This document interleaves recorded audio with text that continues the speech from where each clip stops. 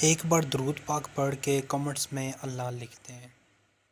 جو مالک شراب کو سرکے میں بدلنے پہ قادر ہے وہ گناہوں کو بدل کے نیکیوں میں تبدیل کرنے پر بھی قادر ہے۔ تو کہا کہ جب تم سچے دل سے توبہ کرو گے تو میں یہ نہیں دیکھوں گا کہ تمہارے دامن پہ گناہ کتنے ہیں، تمہارے دامن پہ دھبے کتنے ہیں، میں یہ دیکھوں گا کہ تم میری دہلیز پہ آ گئے ہو، پھر تمہارے سارے گناہ مٹا کے نیکیوں میں تبدیل کر دوں گا۔ زمانے نے دیکھا کہ بشر حافی ہر وقت شراب کے نشے میں دھت رہتے ہیں، سویر سے لے کر شام تک شراب ہی شراب۔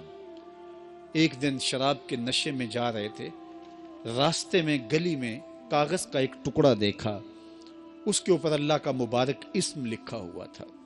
قسمت اچھی تھی، جھک کے اٹھایا، چوما آنکھوں سے لگایا، اس کو دھویا، خوشبو لگائی، اونچی جگہ پہ رکھ دیا۔ ہوں تو شرابی لیکن مالک تیرے نام کی تعظیم کرتا ہوں۔ اللہ اکبر۔ حضرت بشر حافی اپنے شراب خانے میں گئے اور پھر اسی حالت میں نشے میں دھت تھے کہ دروازے پہ دستک ہوئی۔ ساقی نے پوچھا کون؟ تو کہا میں فلاں شخص ہوں۔ باہر نکل کے دیکھا تو وقت کا ولی کھڑا تھا۔ کہا آپ شراب خانے کے دروازے پہ؟ کہا ہاں، بشر حافی کو ملنے آیا ہوں۔ کہا وہ تو نشے میں دھت کہیں پڑا ہوگا، مدہوش پڑا ہوگا۔ کہا اسے میں نے ملنا ہے۔ تو جا کے ساقی جلدی جلدی اسے اٹھاتا ہے۔ کہا باہر فلاں اللہ کا بندہ تیرے لیے کھڑا ہے۔ حیرت زدہ ہو گیا، میں گناہگار، پاپی، مجرم، میلا اتھرو، اور میرے لیے اللہ کا ولی منتظر کھڑا ہے؟ تو جوتے بھی نہیں پہنے، اسی حالت کے اندر ننگے پاؤں، پا برہنہ خانے کے دروازے پر آئے تو اللہ کا وہ بندہ، وہ ولی کامل کہتا ہے بشر تمہیں مبارک ہو، اللہ نے تجھے اپنا حبیب بنا لیا ہے۔ اللہ نے کہا کہ تو نے میرے نام کی عزت کی ہے تو میں تجھے نوازتا ہوں، تیرے سارے گناہ معاف کر دیے گئے۔ اللہ اکبر۔ حضرت بشر کے پاؤں میں اس وقت جوتا نہیں تھا، اور حافی عربی میں ننگے پاؤں والوں کو کہتے ہیں، تو ساری زندگی پھر جوتے نہیں پہنے۔